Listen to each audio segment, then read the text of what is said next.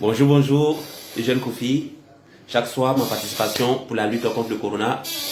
Aider ceux qui sont à la maison, aider ceux qui sont confinés, les élèves qui sont à la maison, les commerciaux qui veulent apprendre à pouvoir profiter de ce qu'on a appris auprès de nos dévanciers. Et surtout, abonnez-vous à ma page Astuces commerciales pratiques pour ne pas manquer mes vidéos chaque soir. Bien, hier j'avais dit que aujourd'hui j'allais parler de l'attitude du commercial et puis du superviseur. Les pratiques, comment ça se passe? Bien, un commercial terrain, un commercial door to door comme on le dit, qui doit battre le pavé pour vendre, c'est une personne qui doit avoir un mental fort. Un mental fort, il doit être discipliné aussi. Il doit avoir une stratégie, il doit avoir une motivation personnelle, groupe, être un peu réglo. Pourquoi? Parce que si tu n'as pas le mental fort, lorsque tu commences à aller sur le terrain, à un moment, tu sens la fatigue, à un moment, tu n'arrives pas à vendre, à un moment, le soleil est ardent, tu ne pourras pas continuer. Tu vas abandonner. Or, quand tu abandonnes un bon chemin, écoutez, voilà, tu as échoué, quoi. Tu as échoué. Ouais. Et aussi, quand je vais parler d'une personne qui doit être organisée, lorsqu'on va vendre, on n'est pas ceux-là qui marchent dans le vide. Il y a des cibles qu'on va adresser, qui ont été définies plus haut, qui nous ont été communiquées par nos superviseurs. Il y a cela aussi, puis il faut être assez discipliné. Pourquoi? Si on te donne des ordres, pas des ordres, on te donne des consignes que tu ne suis pas, tu gâtes le travail, tu gâtes ton travail et le travail des autres en même temps. Donc, pour que tu sois un bon commercial terrain, c'est ce que je dis, un mental fort, courageux, discipliné, et il y a d'autres qualités encore.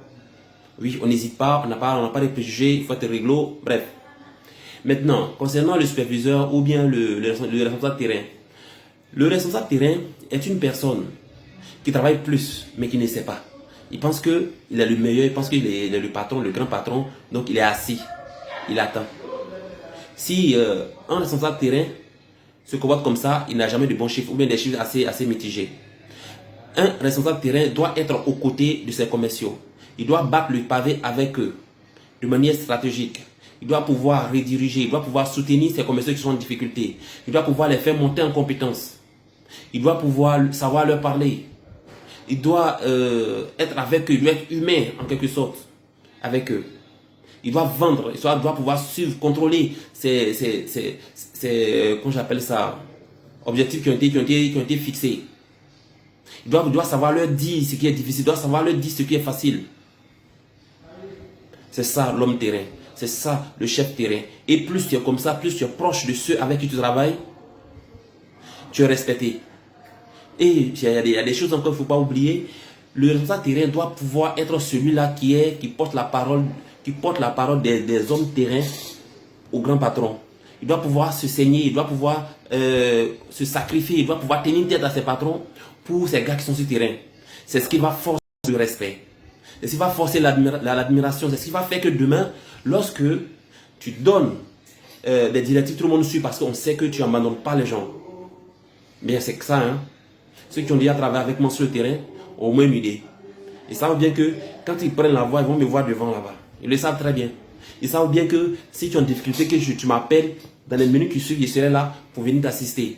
Ils savent bien que s'il y a un client difficile, que ça chauffe, je vais venir très rapidement. Voilà un peu le truc. Un commercial, un superviseur, voilà comment ils doivent se comporter. Sinon, le travail ne sera pas bien fait. Si des personnes ont des questions, de manière plus approfondie, vous pouvez me poser des questions en inbox parce que ce n'est pas tout que je peux dire en direct comme ça. S'il y a des questions, vous me les poser, je ferai ça des objets de vidéo ou bien je vais vous répondre en inbox et puis on va travailler dessus. Ah oui, tout s'apprend et je continue d'apprendre avec vous. Aussi, je crois que demain soir à pareille heure, je vais parler sur, ma communication va porter sur non. Je ne vais pas. L'expression non, je ne vais pas. Non, non, c'est trop cher. Je vous dis comment j'appréhende ces genre de situations, comment je fais pour les surmonter. Quel est le réalisme que je fais, qu'est-ce que je mets en place. Donc, partagez, abonnez-vous pour que ceux qui ont besoin puissent en profiter.